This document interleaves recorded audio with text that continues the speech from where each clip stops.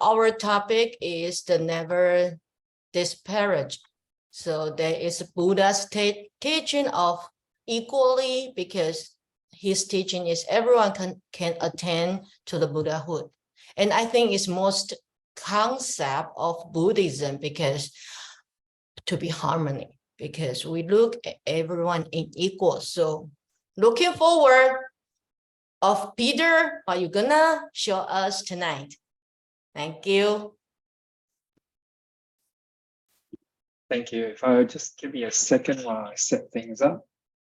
If everyone can see the screen.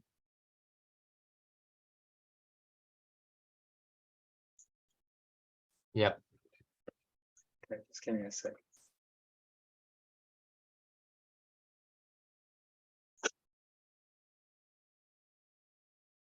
We won't read the article, Peter. It's okay. Oh, I got a handle. Okay.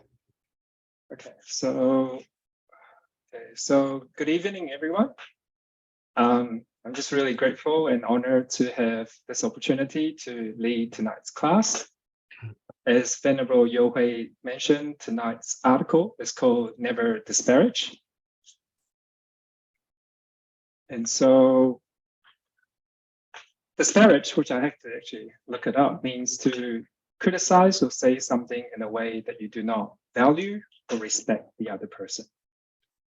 Tonight, we'll look into arrogance and envy as the main reasons for disparaging, belittling, and criticizing others. I think we'll find tonight's subject matter already very familiar. These two emotions, happen frequently in our lives and is very easily observable. We see disparaging everywhere. We see belittling everywhere.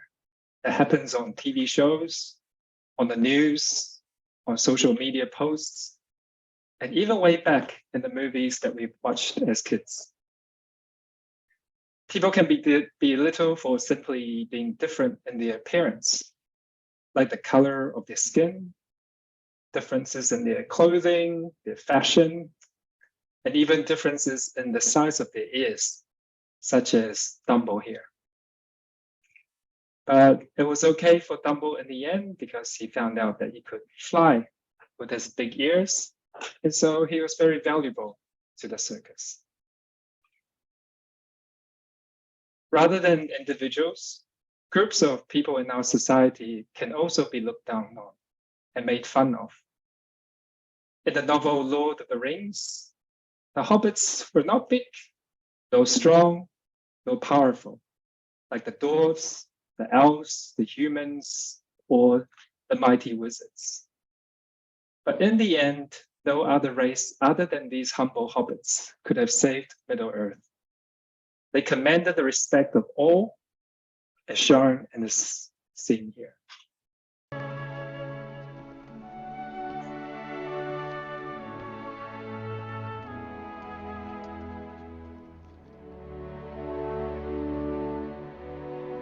My friends,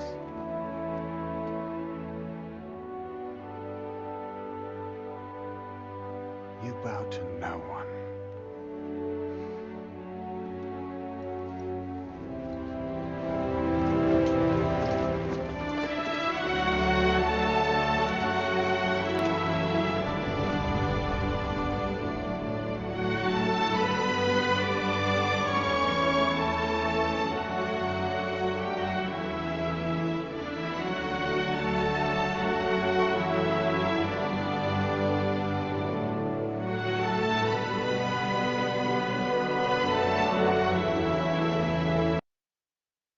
So I'm sorry if there's any spoilers for those who haven't watched the movie, but it's been a long time. You should have watched it already.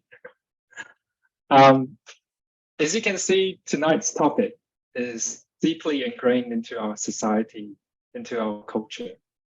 It's present in stories, it's present in poems, songs, it's ever present in our daily lives. So if I could please get someone to read this section of the article. Lloyd, do you have Mike tonight? No, still no Mike? Okay. Joan, Are you able to read this section for us?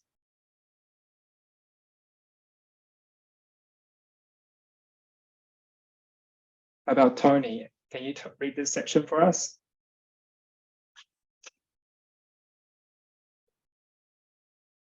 No. Daryl, yes, you can.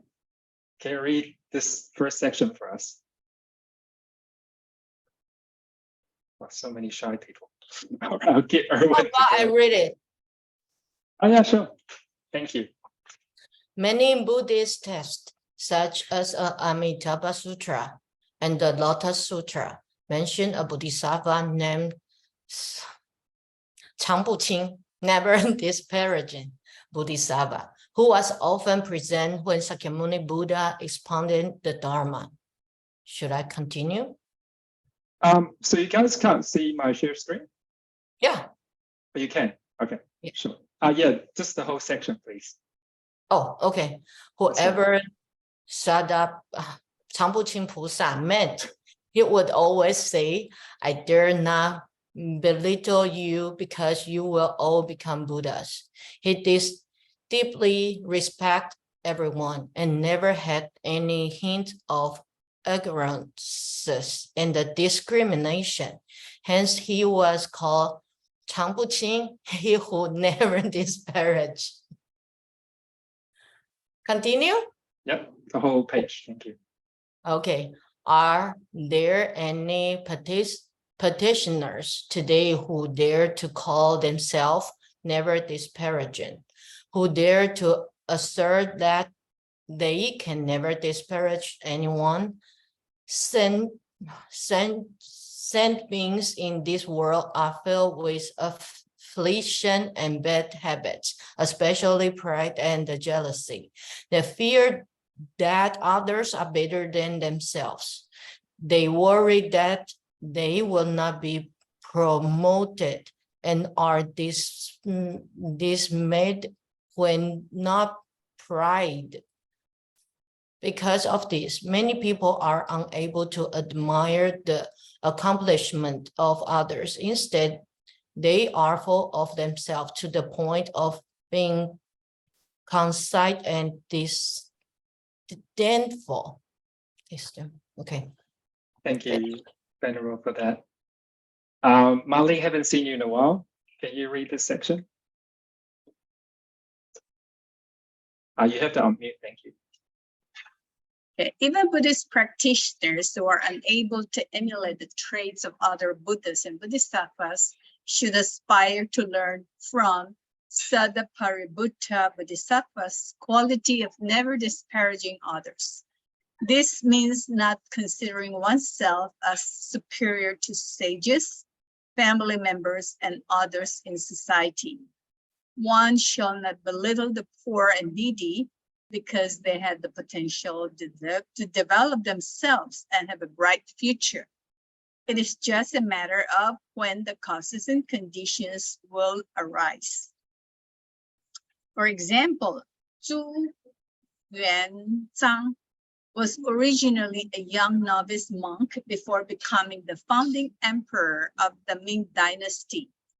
Many similar stories of the poor becoming millionaires through hard work and effort can be found throughout the world. Likewise, during the Buddhist time, the dim-witted Sudapantaka was able to achieve enlightenment and arhatship through diligent cultivation. And Angulimala, originally hostile towards the Buddha, was eventually moved to change his ways and ordained as a monk. There is no need to belittle anyone, for everyone has their own causes and conditions. Everyone is a flower that blooms in its own time.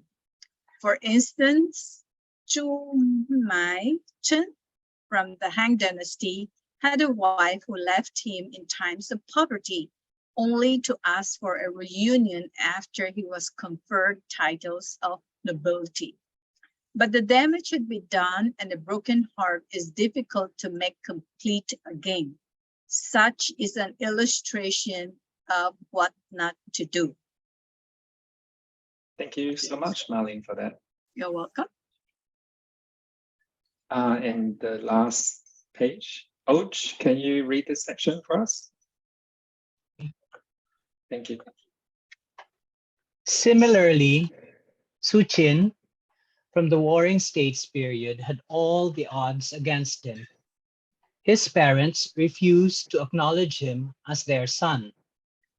His wife denied him as her husband. His sister-in-law refused to recognize him as a brother-in-law. Undeterred, he zealously studied Tai Kung Ping Fa, a Chinese military classic, and traveled across the 6 kingdoms to convince them to ally against the state of Qin. Because of this, he was given the honor to wear the robe bearing the insignia of the 6 kingdoms. When he returned home with glory, his sister-in-law bowed down to the ground to welcome him. Su Qin asked her, "My sister-in-law, you used to look down on me and ignore me. Why are you greeting me with utmost respect now?" She replied, "You now have both fame and fortune." Su Qin lamented, "People in this world admire the superficial. Can one truly say fame and fortune are unimportant in life? In reality, most people only seek results without knowing how to work at creating the right causes. Bodhisattvas, on the other hand, prioritize cultivation at the causal stage. They know that success is possible only through the complete cultivation of causes and conditions. To belittle them in the causal stage, we play no part in their success when conditions ripen." Thank you, Och. That was wonderful. The title of tonight's article is named after Never Disparaging Bodhisattva. So I think it's be fitting for us to briefly go over his story in the Lotus Sutra. The Buddha told in an assembly that long ago there was a Buddha named Awesome Sound King Tathagata. In the semblance Dharma period of Awesome Sound King Tathagata, monks of overbearing arrogance exercised great authority and power. There was this monk, whatever person he happened to meet, whether bhikkhu, bhikkhuni, layman, or laywoman, would bow in obeisance to all of them and speak words of praise, saying, "I have profound reverence for you. I dare not belittle you because you will all become Buddha." Why? Because you are all practicing the Bodhisattva way and are certain to attain Buddhahood. There are those who gave way to anger, and they spoke ill of him and cursed him, saying, "This ignorant monk, where does he come from? Presuming to declare that he does not disparage us, and yet bestowing us a prediction that we will attain Buddhahood?" Some among the group held him with sticks and stones. But even as he ran away and took up stands at a distance, he continued to call out in a loud voice, "I would never dare disparage you, for you are all certain to attain Buddhahood." And because he always spoke these words, they gave him the name Never Disparaging. When he was at the point of his death, he had heard up in the sky all the verses of the Lotus Sutra that had been previously preached by the Awesome Sound King Tathagata. He was then able to accept, uphold them all, and immediately he gained the purity of the 6 faculties, and his lifespan was extended by 210 million ayutas of years. At that time, the overbearing and arrogant fourfold Sangha members saw that he had gained great transcendental powers. He preached pleasantly and eloquently the Lotus Sutra. They all took faith in him and willingly became his followers. The Buddha asked the assembly, "What do you think? The never disparaging Bodhisattva who lived at that time, could he be unknown to you? In fact, he was none other than I, myself." The Buddha then told the assembly, "Those threatened me at the time with disparagement and contempt. For 1,000 kalpas, they underwent great suffering in the Vichy hell. After they had finished paying for their offenses, they once more encountered the never disparaging Bodhisattva, who instructed them Anuttara Samyak Sambodhi." The Buddha asked the assembly, "What do you think? Those who at the time constantly disparage this Bodhisattva, could they be unknown to you? They are in this assembly now. Ajapala and his 500 Bodhisattvas, Lion Moon and her 500 laymen, all having reached the state where they will never regress in their search for Anuttara Samyak Sambodhi." So from this chapter in the Lotus Sutra, we can observe that these monks started off with a mind of suspicion, suspecting that never disparage was actually looking down on them, suspicion being one of the 5 poisons. Their poisonous mind then led them to use curse and ill speech. As the confrontation heats up, this led to unwholesome bodily actions, throwing sticks, stones, and never disparage. Now, this specific sequence of thinking bad thoughts, to speaking bad words, and then to doing bad deeds, often leads to conflicts that results in grave calamities like deaths and wars. Schoolyard fights often start with verbal abuses, and countries trade threatening words against each other. Before a fist is raised, before a weapon is drawn, they use bad words. So to prevent these calamities to happen to you and I, we really want to learn from these monks. Though we should model after Satapari Buddha Bodhisattva, but we still can learn a great deal from these monks. Therefore, tonight, we will try and answer the following 4 questions. First, is arrogance and envy really a bad thing? Second, what are the causes of arrogance and envy? Third, what are the remedies for arrogance and envy? And lastly, what are the practices that we can do going forward to completely eliminate them? So let's start with the first question. What is so bad about arrogance? I open the response to the floor. Anyone can respond. What do you think? What is so bad about arrogance or envy?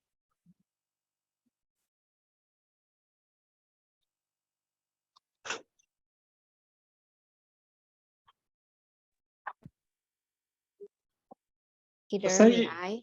For sure. For me, arrogance is our ego is too much. Like we think we're always the best and everybody else is less than us. But if we realize that we are already becoming arrogant, then that arrogance will also lead us to be more mindful and cultivate better. Can you think So- of, It's not exactly, well, the arrogance happens, but when we realize, so our hope is we have the wisdom to realize that we're reaching that stage. can you give any examples of once we've reached that stage of arrogance, what are some disadvantages that can happen to you because you're arrogant? I would not take constructive criticisms. Absolutely. So you probably won't listen to opinions, right? Yep. And if you don't listen to opinions, how is Then that we become disadvantage? then we become stagnated, Yeah, and then we begin to rot. yeah. So no more new information is coming Yeah. in because you Yeah. already rejected everything. Yeah, that's good. Yep. Thank Okay. you for that. Thank you. Lloyd point out in the chat. He said you can't socialize well with people. Absolutely. Who did you say said that? Lloyd. So Lloyd, yes, you're absolutely Doesn't right. have mic. Yeah, I know. So not only are you not able to socialize well, what kind of friends do you think an arrogant person meets?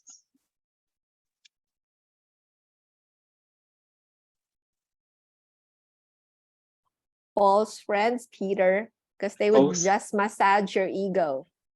Absolutely. I think arrogant people from the ones that I've seen probably have done something great, right? So there's something to be arrogant about. So there's probably a lot of perks. Maybe they're famous stars or something. So what, the generally people that probably will stick around with them are people that will probably use them as an advantage. But so to Lloyd's question, will they make noble friends? Will they make close friends that will be by your side during the difficult times? Or the friends that will lead them in the right direction, right? So it's a good comment. Thanks, Lloyd. So we have another comment from Venerable Miao Ting. He said, arrogant persons do not usually listen nor accept others' opinion. They believe what they say and what they think are correct. Absolutely. Do we think when people give them, Ube's kind of already said it, like, if they give them criticisms, how do they usually respond? Aside from rejecting the criticism, how would they usually feel? They would probably get angry. Yeah. Yeah, angry at whoever criticizes them. Yeah, Absolutely. because they would consider it as an attack. And if they're egoistic, it really is an attack to the ego. If you point out something that's if somebody criticizes you constructively or otherwise. Yeah, So sure. if for someone who has so much ego, so much arrogance, that would make that person very angry. Och, do you think an arrogant person feel appreciated for whatever they do? Maybe it's at work, they do really well and they're arrogant. Do they tend to feel appreciated?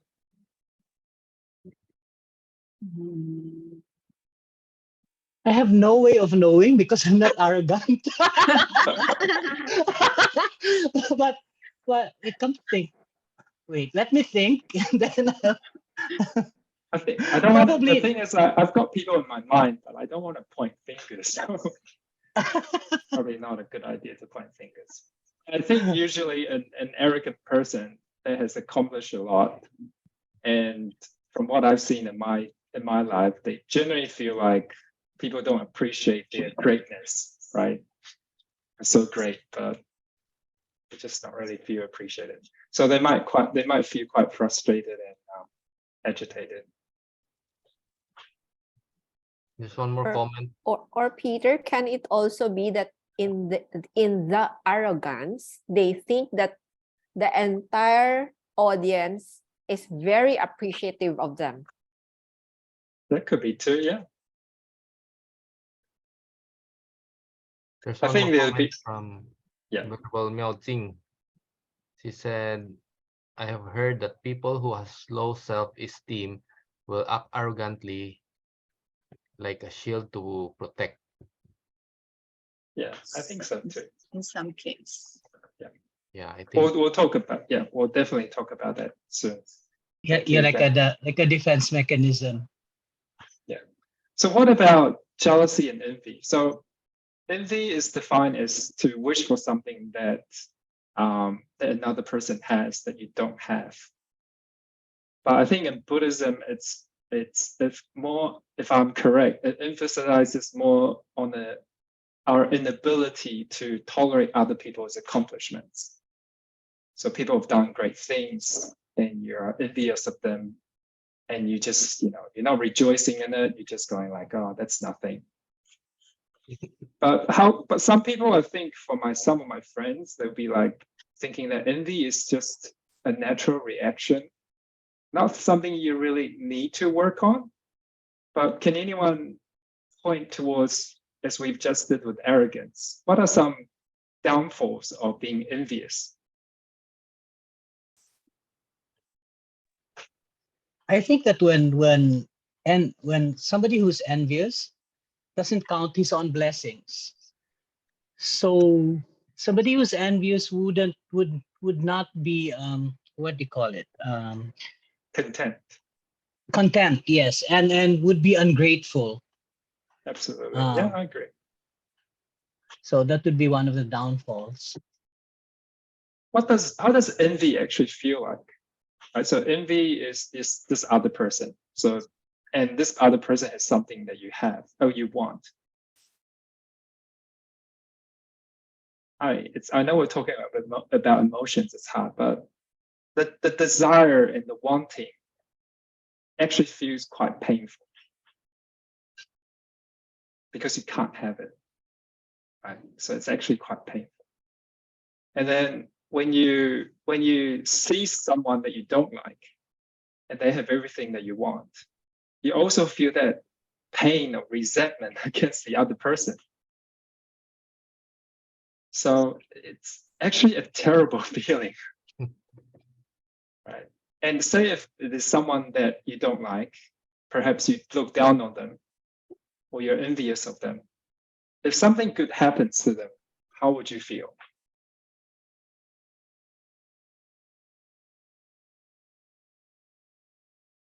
You probably feel displeased, right? Not very happy. And you probably feel despair because you don't want them to succeed. So you'd be like, there's nothing you can do. On the flip side, if someone that you dislike or you think is not as good as you, or actually lower than you, and bad things happen to them, how would you feel then?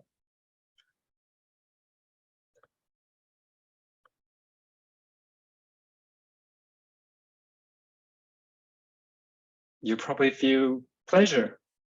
You actually take pleasure in other people's suffering. So studying envy is actually quite interesting. It is actually a terrible thing from my perspective, I'm sure for many of you.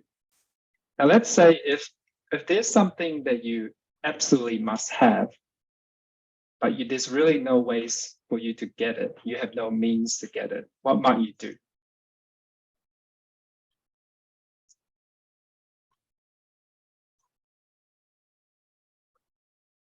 So if you really want that latest iPhone 13, you really want it, but you have no money to buy it, what might you do?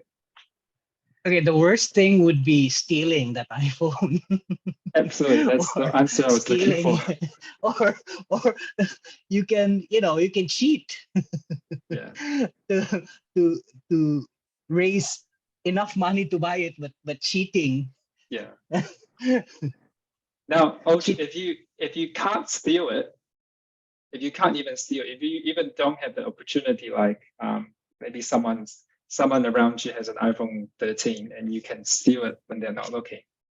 What happens if you really still want it and you don't even have the opportunity to steal it? What might you do?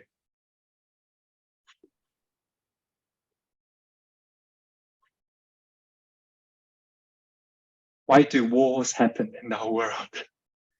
Right? You just rob it. You just forcibly take it away from them. So from our discussion, I think we've clearly found that arrogance and envy are not helpful. I think we found many examples of how arrogance and envy are self-harming and self-sabotaging. Venerable Now Miao let's here said envy equals feeling drives towards bad actions and sour words, which equals resembling poisonous snake and scorpion. 5 poisons. Oh yeah, she's going to talk about it now. She's ahead of me. So now let's look at whether Buddhism teachings would also agree with us that arrogance and envy are bad. So most of us should already know that the 3 poisons are greed, anger, and ignorance. The 5 poisons, on the other hand, adds pride and jealousy to these 3. So as Venerable Miao Jing just said, pride and jealousy are poisons like scorpions and snakes. In Buddhist cosmology, Mount Sumeru is said to be the tallest mountain in the universe. But what has been said to be even taller than Mount Sumeru is one's arrogance. So I personally think it must be really lonely up there. So far up in the mountain or by yourself, I think it'll be better to be down here with everyone. Arrogant and envious people are not their own masters. Can you really say that you're in control when it's the outside world that determines how we feel? We let our minds swept up and carried by things like gains and humiliations, by fame and rejections, by praises and criticisms, and pleasure and suffering. But with this ever-changing world, our mind is changing with it. And if it's the changing world that's determining where our mind goes, then we end up feeling anxious, we feel uncertain, right? Not knowing where this outside world will take us. Because we are unable to find a solution, remain ignorant. And it is dark in this world of ignorance. Ignorance and envy has been described as thieves. So I like to ask the class, what do they steal?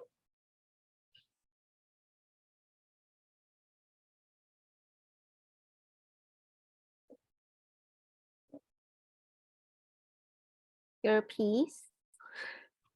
Yeah, for sure. Yeah.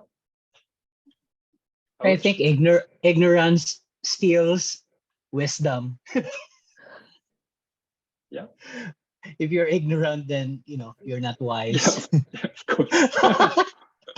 It's the opposite. And Jerson said confidence. Yeah. So let's say you have a kid, your son, and he gets an A in the exam, right? You generally feel pretty happy, it's fantastic your son got an A. But what happens if your neighbor, you really don't like this neighbor, and his child is really bratty and you don't like this child as well, but this child also got an A. Of course, you're not going to feel the same as you're not going to feel as proud with for the neighbor's son than your son. So what has been stolen from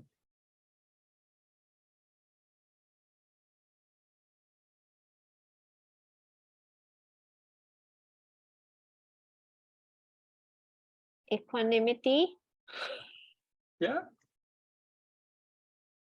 It's a bridge. So it actually steals our joy in the accomplishments of others. So yeah, your equanimity is the right answer, but like you use it from a different line. It steals your joy in the accomplishments of others. So let's say this neighbor of yours that you dislike, now he's amazing. He cured cancer, right? He cured all the cancers. And because you don't really like him that much, you probably feel like, it's nothing. So what has arrogance and envy stolen from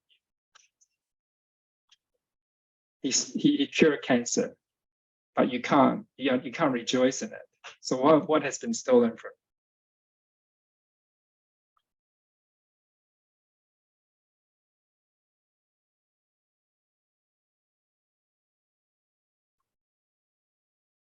So it's stolen your ability to see goodness in the situation. Right? You should be happy that he cured cancer and a lot of people can get well. But because arrogance and envy arises, it sets a filter over your head, over your eyes. You can't see the goodness in things that's happened. So envy and arrogance takes away our opportunity to do good deeds, to speak good words, and think good thoughts. So arrogance steals our virtue. So some of the key points from tonight's article on why arrogance and envy is bad. So sentient beings in this world are filled with afflictions and bad habits, especially pride and jealousy. So we need to realize that pride and jealousy cause us pain and suffering, that they are actually afflictions. Right? Before I studied this topic, I didn't really think too much of it. It's no big deal. But if you really look into it, it's actually quite painful. But we need to also realize that pride and jealousy have become our habits. And when habits form, they take away our opportunity to make decisions for ourselves because it's just habitual. And I recently read that neuroscientists actually found that 95% of our decision making every day actually happens subconsciously. 95% of our actions. So I was thinking like we have to do good work, do good deeds, think good thoughts, say good words. We've only got 5% left to actually work on. 95% is already automatic. So I'm thinking like, wow, Buddhahood is a little bit far. So I'm trying to cut the 95% down. From the article, we also heard that arrogant people are fearful, that others are better than themselves. They worry whether they get promoted or not. They're dismayed if they're not praised. And arrogant people are full of themselves to the point of being conceited and disdainful, leading them to attacking others and thus creating unwholesome karma, leading to future sufferings. Okay, so to summarize so far, we've come up with many, many reasons why arrogance and envy can be self-harming and self-sabotaging. We've explained that arrogance is poisonous, that it's lonely up there in the mountain by yourself, and it's really a lack of self-mastery, ignorance, right? And just now, we've just mentioned many of the painful emotions that it can bring upon. Now that I think we've firmly established that arrogance and envy leads to suffering, but what causes it? Again, I open the floor to anyone. What causes arrogance? What causes envy? So let's start with envy this time. What factors give rise to envy?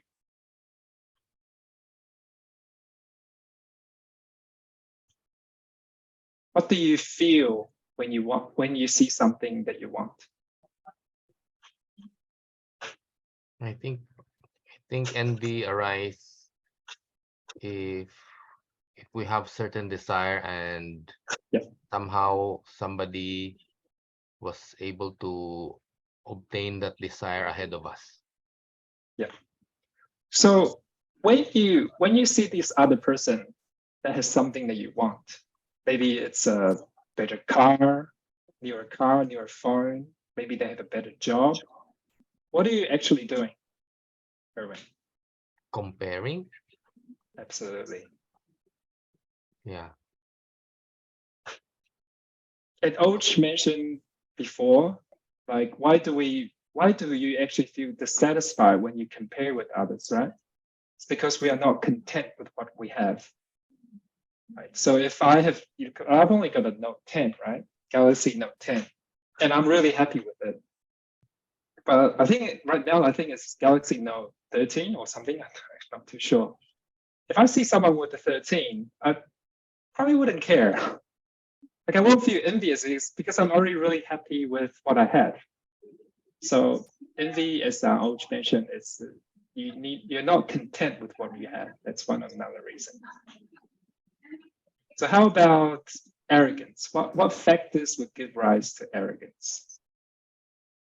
Venerable Miao said, arrogance arises from greed. Envy has greed and anger, either of the self or others. So greed, we mentioned this desire, so there's greed there, yeah. And anger, because you have, after you've compared, you're not content with what you have, you feel anger, absolutely.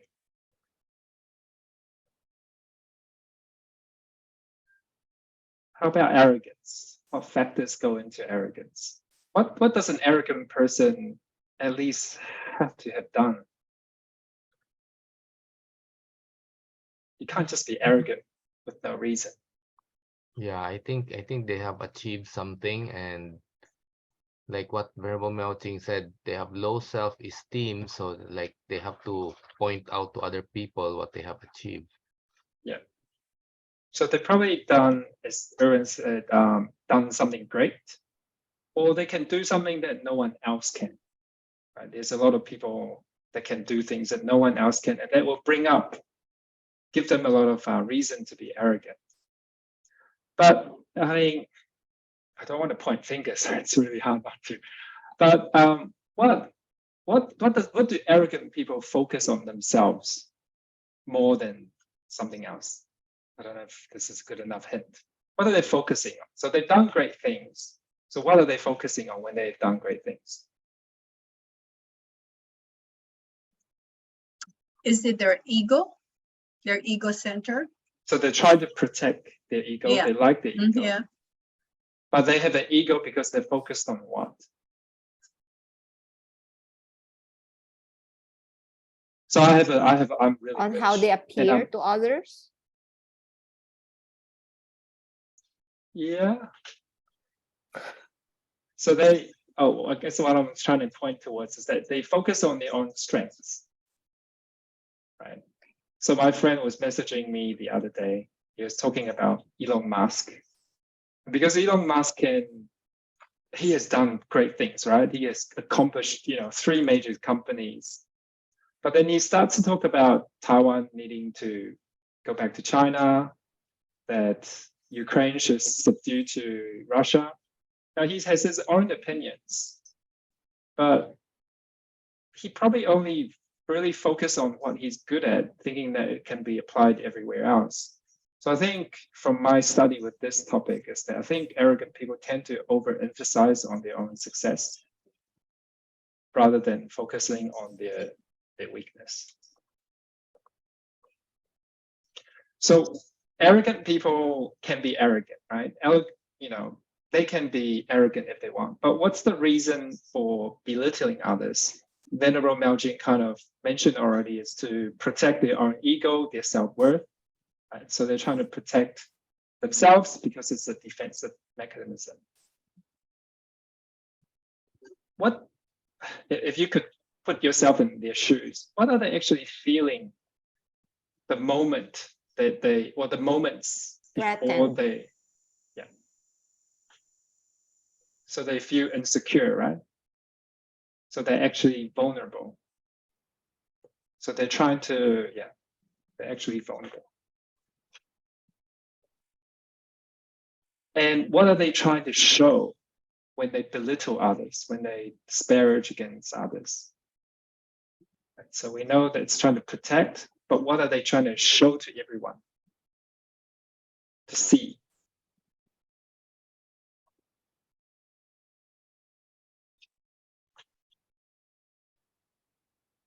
They're trying to protect so that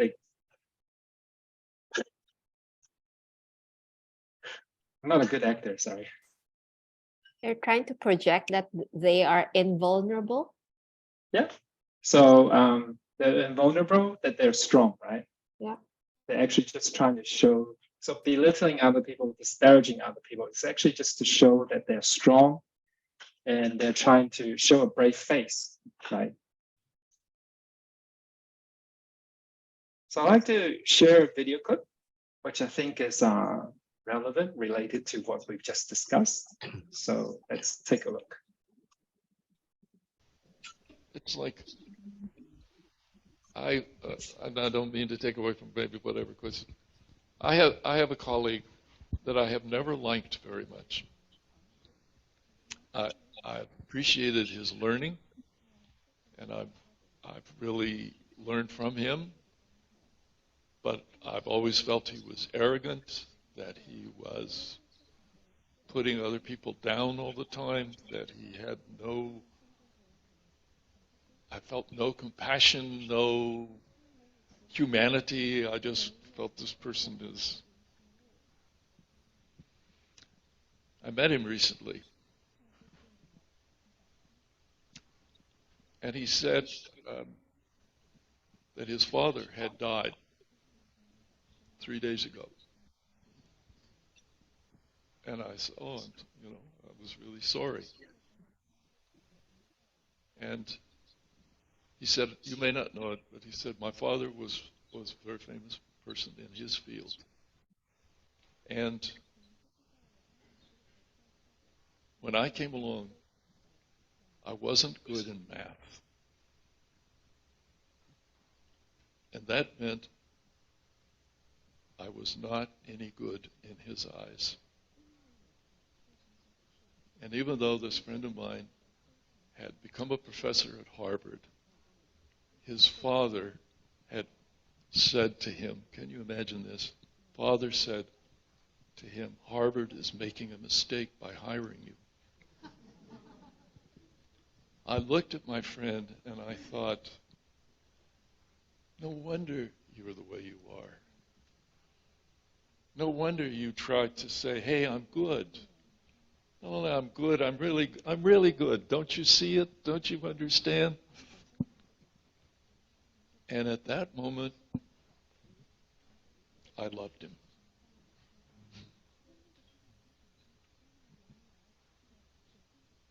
In other words, when you have an insight, when it really hits you, what the reality is of something, then I think we can have compassion.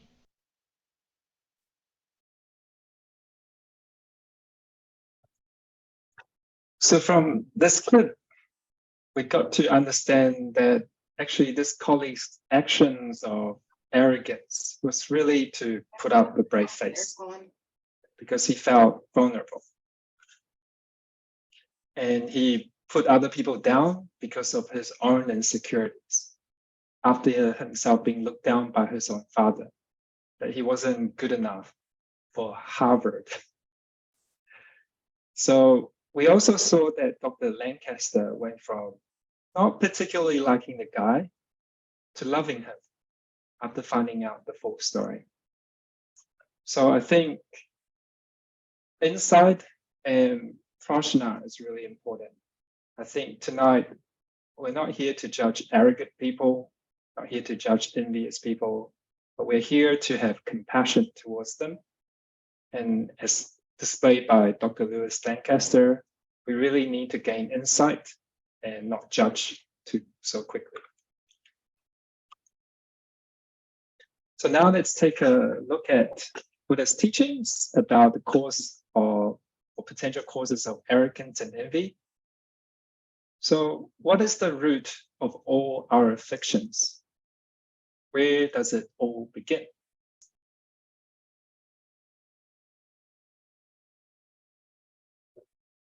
So all the thousands of variations of afflictions are never apart from this one root. And this root is our mind. If our mind is afflicted, then we are afflicted. Now this mind of ours, which is the root of our afflictions, what is it connected to?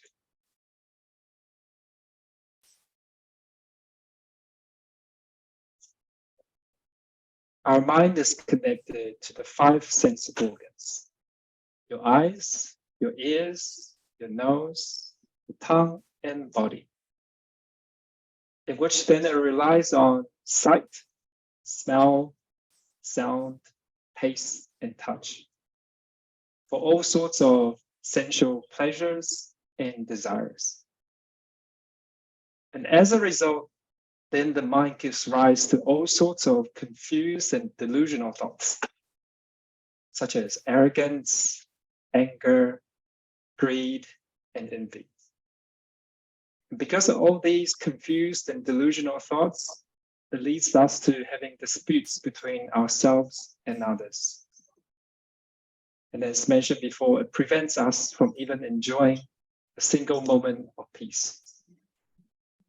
It's if we are drifting in this ocean of afflictions with no directions, no goals, right? One of the favorite questions for humanity is, why are we here? We really don't know we really don't have any directions or goals. And we don't know where to go, and we don't know that there's actually a home to return to. So as Buddhists, at least we know now that there is a home, there is a shore to go to. So why can't we be our own masters? Why do we let this outside world take us around wherever it wants to take us to? And the answer is because we do not understand our own mind. So some key points relating the cause of arrogance and envy from tonight's article. Belittling others during their causal stage. So we shouldn't belittle the poor or the needy because they too have the potential to develop themselves to have a bright future. It's just a matter of having for them to have the right causes and conditions to arise. So we shouldn't consider ourselves as superior. There are also contributing factors to arrogance and envy. So making distinctions between people. When we create distinctions between people from different countries, from different regions, whether they're northerners, if they're southerners, or when we make distinctions between who are the locals or who are the foreigners, all this separation can contribute to arrogance and envy. So I was brought up in New Zealand, and New Zealand loves their rugby. So when I was growing up in our school, I loved my rugby team, our school team. But as I go up a level, I'm from Christchurch, so the province is called Canterbury. And then everyone in Canterbury is now my friends, and everyone else in other provinces are now my enemies. But then I go up another level, New Zealand. Every rugby player in New Zealand is now my friends, and the Australians, the Wallabies, are now my enemies, right? And then when I go up another level, in the World Cup, which is coming soon, then I'm rooting for all the ones that are in the Southern Hemisphere, whether Australia, New Zealand, Argentina, or South Africa. They're all my friends now. And I'm against all the Northerners, all the English, all the Irish. They're not my friends anymore. So I make all these distinctions. How can arrogance and envy not rise? Dualistic views can also be contributing factors. If we have minds of what is high, what is low, what is right, what is wrong. Is it better to have a son? Is it better to have a daughter? Everyone will probably say daughter. And all of these are contributing factors. And regarding envy, most of us seek only the results without actually doing the work in creating the right causes for them to ripen. As we all know that bodhisattvas, on the other hand, they know that success is only possible through cultivating the right causes and conditions. Right? That's the only way, no other way. And if you really think about it, when we become successful through belittling others, will we get what we want from making fun of people or attacking others? Of course not. So what are the remedies for arrogance and envy? In this video, the Venerable Master discusses some of the remedies. So let's take a look. 各位观众，大家平安吉祥。今天和各位要讲常不轻。常不轻啊，是一位菩萨的名字。在《法华经》里面有常精进菩萨，有常不轻菩萨。这个常不轻菩萨啊，他见到任何人，他是都向你合掌，向你礼拜，跟你说：“我不敢轻视汝等，汝等将来皆当作福。你们都是为了作福啊，我怎么敢轻视你们呢？”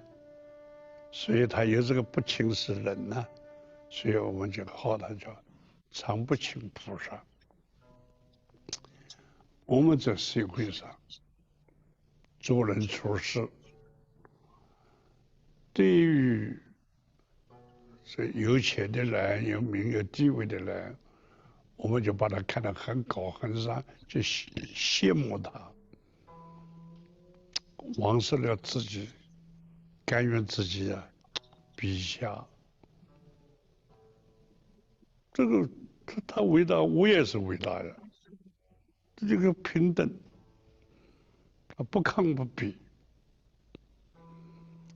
在这那个比较贫穷笨拙的人，我们也不要看不起他。这个人不如我，这个贫穷的人，这个是学问不是很好的人，能力不是很强的人，不要看不起他。善人行，必有我师因啊。愚者也有一德，对了，汝等皆当作福嘛。但今天你看到他这一行笨拙啊，他是不是专家？他不会唱歌啊，别人到了这个课上画画画出一个画呀，就非常好，非常高明。所以各有所精，各有所长。所以我们对别人的人格的尊重，这个像普贤菩萨，这个十大愿，礼敬祝福，是属于一切这个祝福者呢，就是人家都是祝福的，都是一切，有过去的福，有现在的福，有未来的福，都是福啊，一切祝福。我把所有的人等都看成是福，都看成是圣贤，都看成是一个君子。不要说别人是佛是圣贤是君子，你自己有这种心，你自己也是佛，自己也是圣贤，自己也是君子。所以这个常不轻啊，这种修养，在我们做人处事里面，尤其常常在机关里面服务做公务员，对上级长官也不必太过卑下，尊重他；对下级的部下，我们也不要太轻视他，我们觉得他们将来会升官。你像我在世界上对了快90年的岁月，好多年轻的人当作都是小孩子、儿童。这我的过去在宜兰弘法的时候，很多儿童班的小孩子，我现在过了几十年再看他们都退休，大学教授都退休了。因为那时候的10岁，这现在过了60年，都70岁了，当然退休了嘛。所以我的这个很多的儿童班的学生都做过医生做过教授做过很多的什么委员、长官，都退休了。你说我能看不起他们吗？所以常不轻，希望大家有这种修养。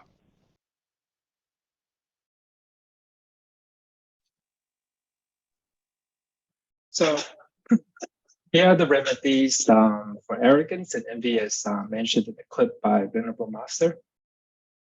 So first, we are all born equals, not better, not worse.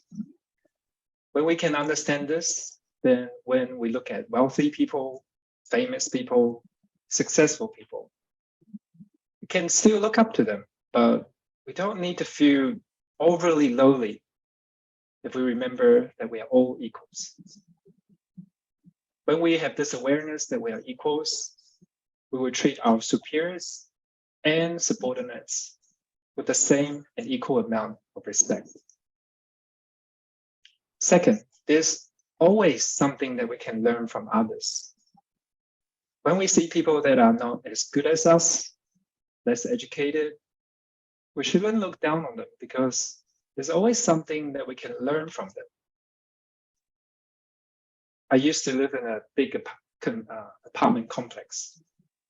And because there's such a big complex, there's the place where you throw your rubbish. And the rubbish collectors, they sort out all the recycling, right?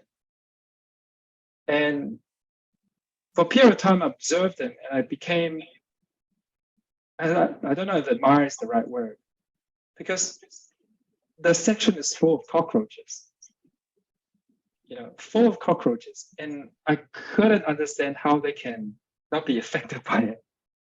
So I actually look up to them going like, wow, they have something that they can do that I can't do at all. So there's always something that you can learn and admire from other people. And even foolish people can come up with good ideas. Third, we should open our minds to see that the world has past, present, and future Buddhas. Again, it's just a matter of when the right causes and conditions arise for everyone, for anyone to become Buddhas. So we should learn and give others the causes and conditions to help them achieve their Buddhahood. Lastly, Venerable Master said we ought to see ourselves as Buddha, as sages, as men with honor. It's important for us to assure ourselves of this. If we can always think like this, that we are Buddha, then naturally, as Buddhas, we wouldn't disparage against anyone, but rather help others, benefit others to achieve their goals, to achieve their dreams. According to the awakening of the faith in the Mahayana treatise, one mind opens two doors. The two doors refers to the door of suchness of the mind and the door of arising and ceasing of the mind. In other words, everyone is born with the mind of suchness, which is the same as that of the Buddha. It is pure, it is contaminant-free. It is our forever unceasing Buddha nature. It is our true mind. The door of arising and ceasing of the mind, on the other hand, that is evil, it's mean, it's unwholesome, and it's defiled. One mind opens two doors. Explain that our mind can be righteous or evil, kind or mean, true or false, pure or defiled, enlightened or ignorant. We as ordinary people can choose to open the door that leads to liberation or the door that remains with our current status quo. The remedy for arrogance and envy and other afflictions is this, is to contemplate and understand our thoughts, our views, distinguish if they are reasonable and helpful. Everything will be smooth if we choose what is reasonable and helpful, the door of suchness. What is reasonable and what is helpful is to see that everyone have their own causes and conditions. Everyone is a flower that will bloom in their own time. And rather than seeing difference between people, find our similarities. See the world as a big family.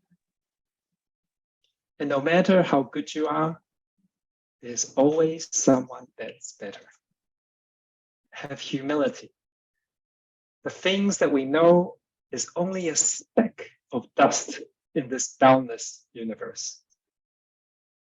Sir Isaac Newton humbly said in his memoir, "I do not know how I appear to the world, but to myself I seem to have been only like a boy playing on the seashore, diverting myself in now and then, finding a smoother pebble or a prettier shell than ordinary, while the great ocean of truth lay all undiscovered before me.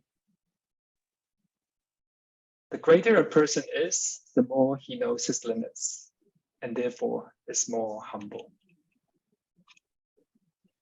Now that we have various remedies to help us transform from ignorance to enlightenment, however, although it seems like it's really easy to understand the teachings, and yet often it's the case when the situation arises in our lives, our mind just goes, it's become confused again. So how can we cultivate going forward to improve on the success rate? How can we improve on our outcomes? If we can retrain the mind to be in one place, we'll be better able to contemplate and understand our thoughts, able to be more focused, more mindful. In Buddhism, we know there's various methods of cultivation to calm the mind, such as meditation, reciting the Buddha's name, reciting mantras, contemplating the mind, counting our breath, transcribing sutras, practicing repentance, prostrating to the Buddha, and more, to help calm the mind to be in one place. But have you noticed that even when you're aware of what you're doing, it's still really hard to change our ways? It is incredibly difficult to change our habitual tendencies. Sometimes when I'm talking to my family, my friends, especially people that are close to me, I'm talking, and I have a preconception that I'm going to say something that could be hurtful. And I can imagine in my head like a train that's going really quickly, and it's very hard to stop. And there's an obstacle in front, and it's just going, and it's about to crash. So as I'm talking, I can see a train crash coming, and I can't stop myself saying hurtful things. It just goes. So the key to success, to overcome this, is to make vows. People that have made vows are more determined and have clearer goals. Making vows can help us get through these challenges that have resulted from our habits. In the article and also the video, the Venerable Master mentioned the first great vow of Samantabhadra, which is to pay homage to all Buddhas, meaning to respect all sentient beings. There are another three great vows of Samantabhadra that I think is also quite relevant to tonight's topic. The second vow is to praise Tathagatas. So instead of disparaging, criticizing others with ill speech, we ought to encourage and praise others. The third vow is to practice offering extensively. Instead of hindering other people on their path to their accomplishments, we ought to give them our assistance, give offerings to them. The fifth vow is to rejoice in other people's merits, their virtues. Instead of in contempt at other people's success, we ought to rejoice in their merits, because their goodness can spread if we rejoice with them. Let the light spread, right? The endless light. I may have mentioned this practice of mine, that for each of the Samantabhadra vows, I've written a verse, and I will recite it every day. So the first vow, my verse goes something like this. So open the mind's eyes to see beyond the physicals. Open the mind's eyes to see our shared sentiments. What I notice in my mind is that my physical eyes like to make distinctions, right? People with their differences. And so this verse reminds me, don't use my physical eyes, use my mind's eyes to see that we all have our shared sentiments between everyone, even insects, even animals, anyone. We all want what? happiness. We all want what? Be away from suffering. So to see that we all have the same shared sentiments helps me reduce my arrogance, my disparities. The mind that embraces the vast emptiness and the heart boundless as myriads of worlds. I've noticed that in the world that on this earth that we live in, there's so many people with different culture, different background. Some people speak fast, some people speak slowly. There's a lot of variety. And when I encounter varieties that are different to my own, I tend to have an aversion going like, no. So a mind that embraces the vast emptiness reminds me to understand that this is part of the universe. All the differences are part of our existence, this whole existence. To embrace them, that it's part of me as well. And to open my heart to include them all. So heart boundless is myriads of worlds. And that concludes my presentation.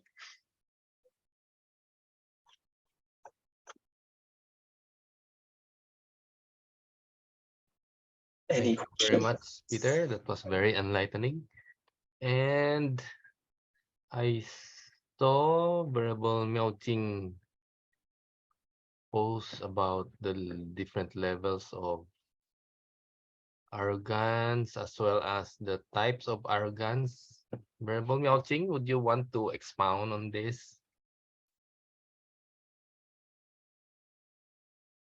I think, hello, good evening. I think we Thanks, pretty Hello. much cover a lot of it earlier. And but I think Venerable Master Xing is trying to make it easier for us to always pivot it against ourselves.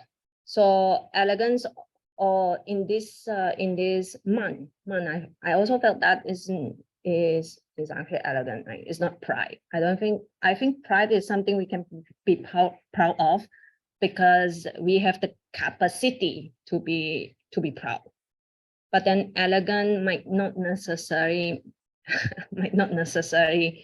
lead on to like positive or good feeling from the others. Anyways, so it's to compare self to the others. Reference point is oneself. So the man, 过慢 or 慢过慢, or the first three is always comparing myself with how much in unit that I feel against. But we have already covered this, and I think at this time, maybe I actually like the questions cultivate the going forward. Did you Teacher Peter, what did you say again? How do we cultivate moving forward, or how do we cultivate going forward, Sam? I was thinking more on the lines of what cultivations we can do going forward to extinguish these poisons. Yeah. What to cultivate. Yeah.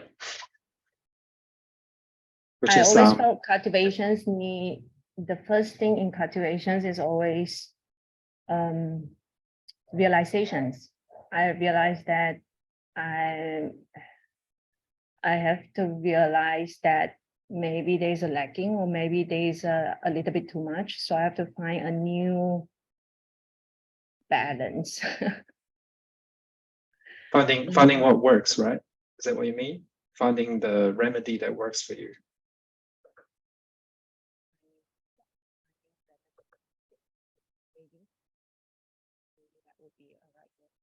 But I would want to also mention, while we are on this topic a lot, with that 6 points or 5 points in this case, today's lecture, that 白法门论, the 100 gates or the 100 Dharma gates, it does explain each of these feeling or emotions that arise in us. And the 100 gates or the 100 feelings or conditions of our mind is actually a summary of of the 660 于切斯地论. So it was explained. I would say it was explained very well in this sastra, and also a summary of our emotions and of our feelings. And it eventually boils down to the 5 poisons or the 3 poisons, and the one, which is ignorance. Maybe that could also be a reading reference if that we want to understand our emoji. For now. Thank you, Venerable. We'll take a look.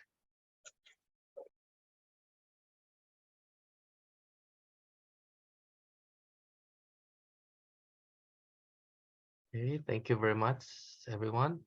Anyone else have something to add, or I have a question to ask? question.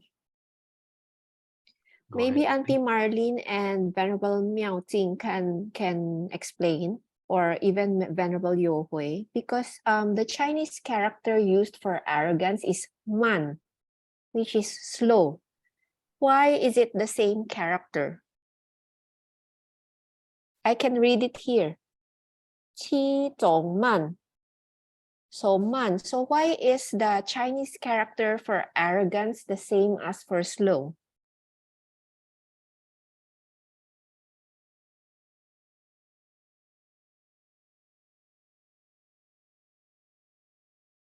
Is Yo Hui Father around? She's in Iloilo today.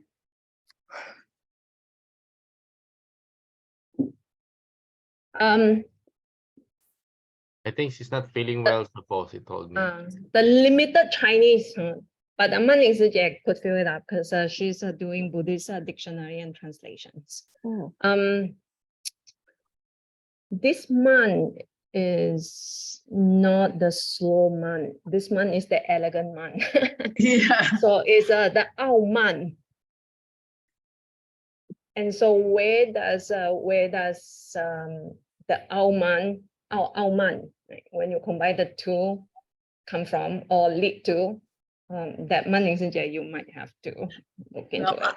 I'm not sure. I'm very sorry. My Chinese is pretty limited. I think the only person who can explain that is Claire. Claire Fan, who's not here right now. Yeah. So Hi, this man is yes. 有慧老师. Yeah, sorry, I didn't feel well today, but I checked on the dictionary about the man. Yeah, man has different meaning. And in here, the man, yeah, one of the meaning is slow and another is slack. S-L-A-C-K, slack. Okay. Yeah. And can be also impolite. Oh. Yeah. But I might have to agree, Impolite. when someone is very elegant, maybe they are just being lazy. Right? Maybe.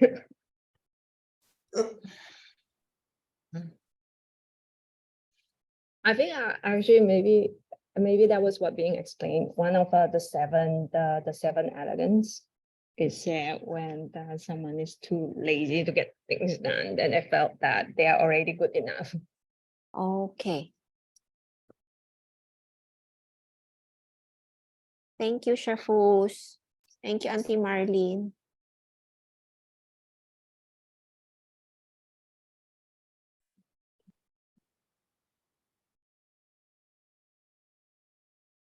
Oh man.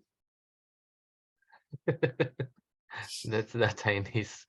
If you translate arrogance to Chinese, Oh man.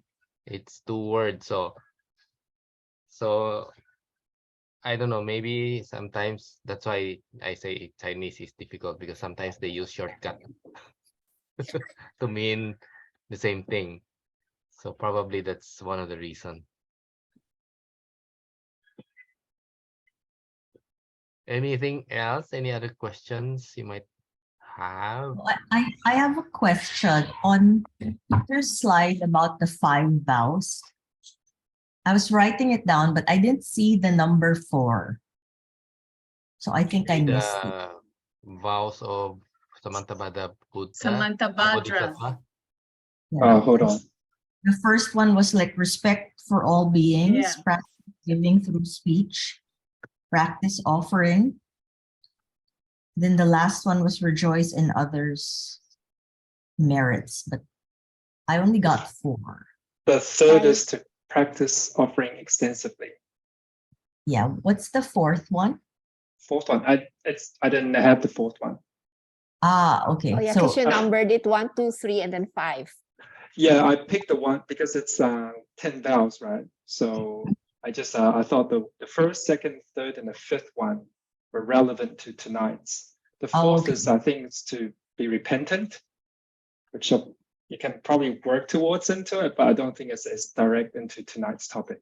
Yeah. Okay. So it's got yeah, it. it's just picking the which vow it is. Yeah. I just thought I missed something and I was taking No. notes. Good Thank you. observation. Very good observation. Okay. If you want to know about the 10 vows, you can search 10 vows of Samantabhadra Buddha. So that's a complete vows. Any other questions, comments?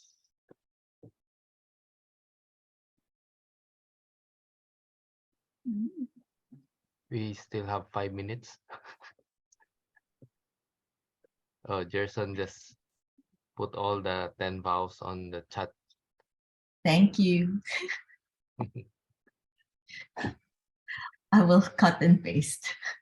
Yeah. Okay, anyone else wants to add something?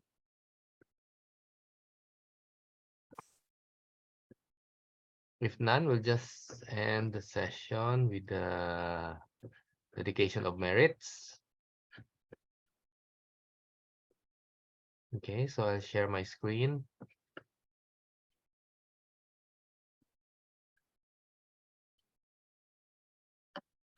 Okay, palms join.